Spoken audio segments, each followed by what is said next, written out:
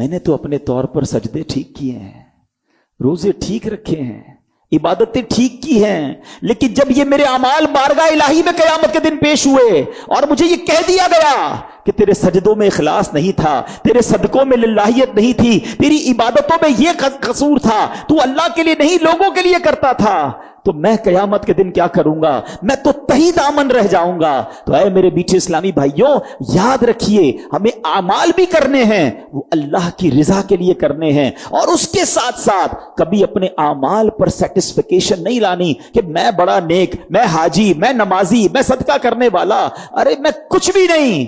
अगर अल्लाह ने अदल किया, इंसाफ किया तो मारा जाऊंगा।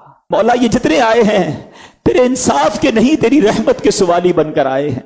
फकत अपनी रहमत से हमें दाखिले जन्नत फरमाना, हमारी मगफिरत फरमा देना। पिछली उम्मतों में एक बुजुर्ग हुआ करते, बीच समंदर में एक पहाड़ पर तन्हा रहते थे। अल्लाह पाक ने उनके लिए अनार का एक दरख्त उगाया था और एक मीठे पानी का चश्मा भी निकाला था। अनार खाते, पानी पीते, दिन रात अल्लाह की इबादत करते। इसी हाल में 500 साल गुजर गए। 500 साल, ठीक है। अब कोई सोचे ना, गुनाह ही नहीं है ना, इबादत ही इबादत है। हजरत इस्राईल अलैहिस्सलाम तशरीफ लाए, उन्होंने कहा कि आपकी रूह कब्ज करने आया हूं। कहा मुझे इतनी मोहलत दे दें कि मैं वुजू करके 2 रकत नमाज अदा करूं, और जब मैं सजदे में जाऊं ना, उस वक्त मेरी रूह कब्ज कर लीजिएगा। जिंदगी भी कैसी गुजरी? हजरत इस्राईल ने कहा मैं तुम्हारे लिए इतनी मोहलत लेकर आया हूं।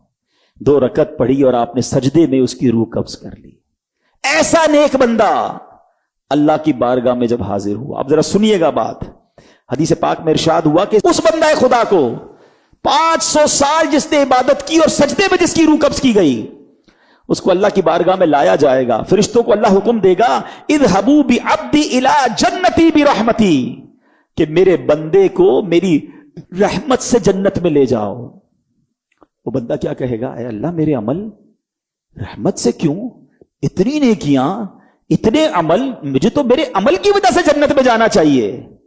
अल्लाह अकबर। अल्लाह फरमाएगा इसे वापस ले आओ। मीजान लगाया जाएगा, तराजू लगाया जाएगा, इसकी 500 साल की इबादतों को एक पलड़े में रखा जाएगा, और अल्लाह हुक्म देगा कि मेरी एक नेमत आंख जो है ना, इसको दूसरे पलड़े में रख दो। जो नेमत मैंने इसको आंख दी थी, ये दूसरे पलड़े में रख दो। अल्लाह अकबर। सिर्फ आंख का वजन वो 500 साल की इबादत से बढ़ जाएगा। अब इरशाद होगा कि मेरे बंदे को मेरे अदल से, पहले रहमत से जन्नत में जाने का हुक्म दिया था ना, फरमाया मेरे बंदे को मेरे जस्टिस से, मेरी अदल से इसे जहन्नम में ले जाओ। अब वो घबरा कर अर्ज करेगा, मौला माफ कर दे, ए अल्लाह तेरी रहमत से भेज दे, ए अल्लाह मैं तेरी रहमत से जन्नत में जाना चाहता हूं। अल्लाह अकबर। अल्लाह फिर इरशाद फरमाएगा, इज़हबू बि अब्दी इला जन्नती बि रहमती, मेरे बंदे को मेरी रहमत से जन्नत में ले जाओ। ये है अल्लाह की रहमत। वरना अल्लाह ने नेमतें इतनी दी है ना, हम सर सजदे से सारी जिंदगी ना उठाएं तो एक रहमत का भी हम शुक्र अदा नहीं कर सकते। फिर वो बंदा कैसे अल्लाह की नाफरमानी करता है जो उसकी रहमतों और नेमतों के बोझ तले दबा हुआ है। प्लीज मेरे बीचे इस्लामी भाइयों, समझो इस बात को। अल्लाह ने जिस पर रहमत की वही बख्शा जाएगा। वो पंजाबी शायर कहते हैं ना, अदल करे ते थर थर कंबन ऊंचियां शाना वाले। ए अल्लाह अगर तू अदल करेगा तो बड़ी बड़ी शान वाले भी घबरा उठेंगे।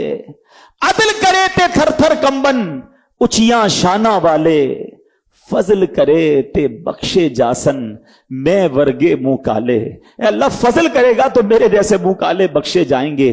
तो अल्लाह का फजल तलाश करना है, अपने आमाल पर भरोसा नहीं रखना, रब की रहमत पर उम्मीद रखनी है।